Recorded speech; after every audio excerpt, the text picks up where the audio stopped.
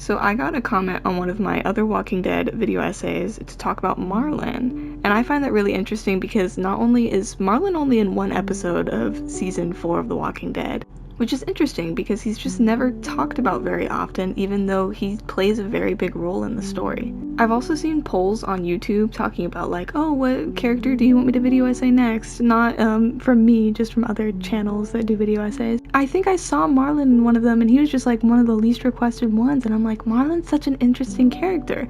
And I might be a little biased, okay, because I find him a little bit attractive. I don't know if it's the mullet or the voice or whatever. But anyways, a quick rundown. In season 4, Clem and AJ get into a car crash, causing a dude named Marlon and his little band of misfits to help them get to safety, where they bring them to Erickson's boarding school for troubled youth. What makes Marlon special is that he's able to semi-run a group of kids and teenagers in a boarding school where they were literally abandoned in. He shows Clementine and AJ really good hospitality and gives them the benefit of the doubt most of the time. Come on, y'all. Food's AJ! Oh.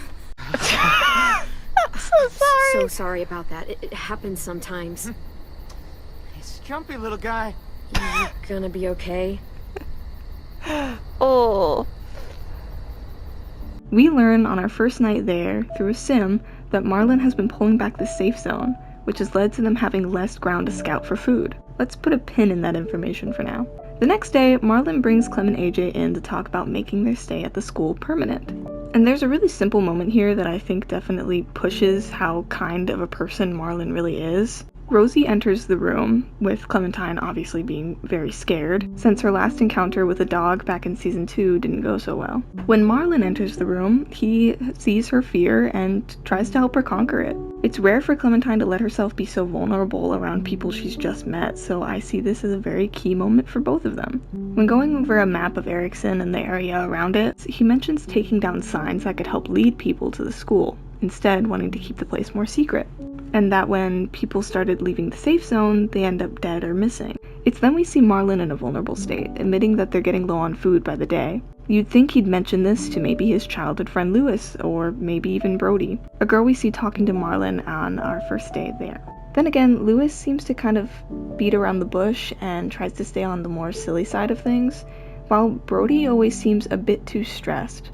One example can be seen when we meet up with her in the fish shack. Brody just seems generally upset and decides to leave and go find Marlon.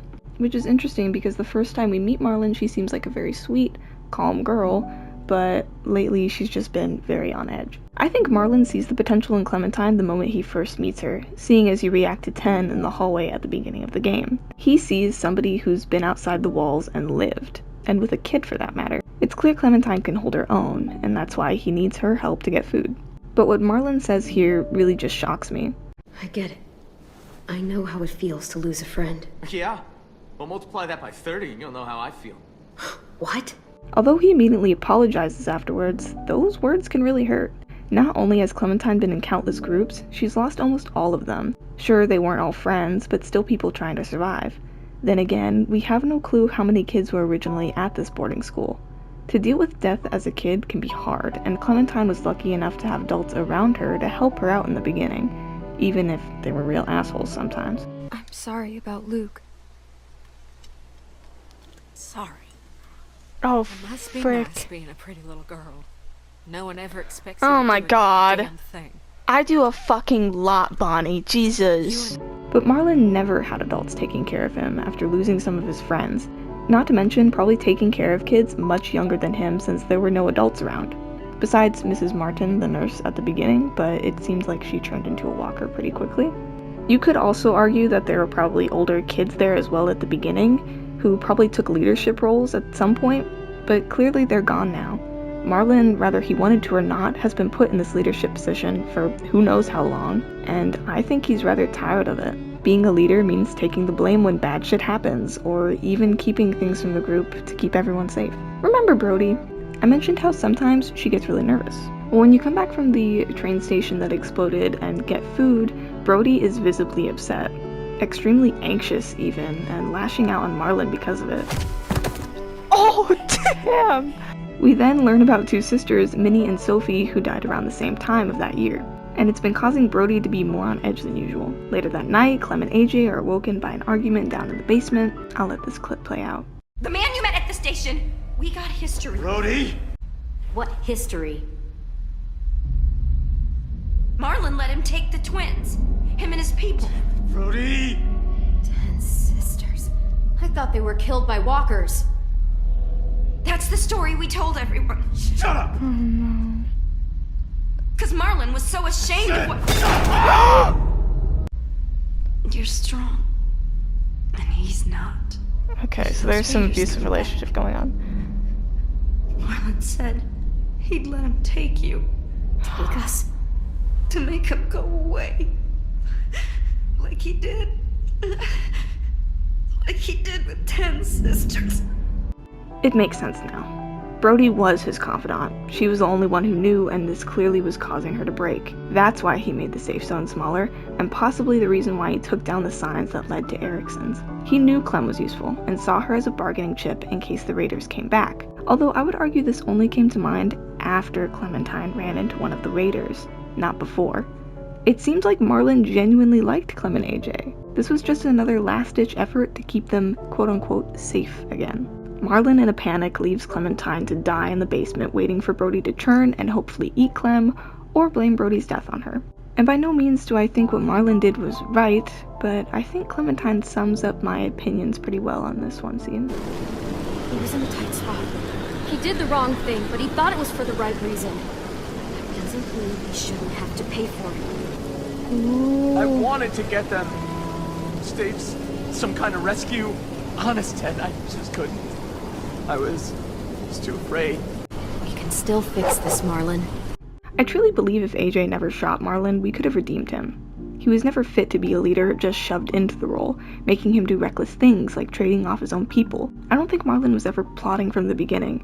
He was just winging it as he went on. A kid who was pushed into taking care of others before himself. Maybe if he had let more people in, or trusted more of his friends, they could have made an escape plan for the sisters. But he was scared. Scared he'd lose everyone. Scared he wouldn't make it out alive. But if Clem could do it, I'm sure he could as well. I feel like what made Clementine such a good leader in general is how she grew up around adults. Some who were great and some who weren't. Showing her the person she wanted to be, and not just following other people's footsteps. Or creating this impossible image that she had to follow, even if it wasn't her true self. A good video, and really only video, about Marlon comes from Lenny, who seems to share the same thoughts as I do. I believe that Marlon didn't necessarily do anything wrong, but rather did what was expected from him to do. Feel as though he's guilty if he doesn't do certain things for the group, trying to be the best leader that he can, and overall try his best to become the protector that everyone needs. The problem is that he's been placed in that role unintentionally. While I do believe Marlon fucked up big time, I feel like there's always room for forgiveness, especially in the apocalypse, when all you've got is the strangers you've met along the way. Lenny also made a very good point of comparing Marlon to Lily. Both characters feel the need to be in that leadership role, whether they actually fit it or not can be its own can of worms. They also both lash out and kill someone because they're scared.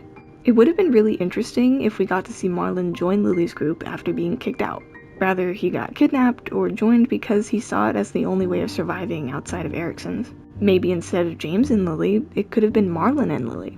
Marlon finally standing up for himself, taking charge the way he never could back then. His last moments protecting the school, like he always wanted. Marlon's a pretty straightforward character himself. He tries to be nice, he tries to do the right thing, but ultimately ends up breaking at the worst times. We see this a lot whenever Brody tried to bring up the issue and he just tried to shut it down immediately with violence and anger. I would love to hear what you guys think about Marlon. I truly think he's an interesting character, and if there's anyone else you would like me to go over, I'd be totally up for suggestions.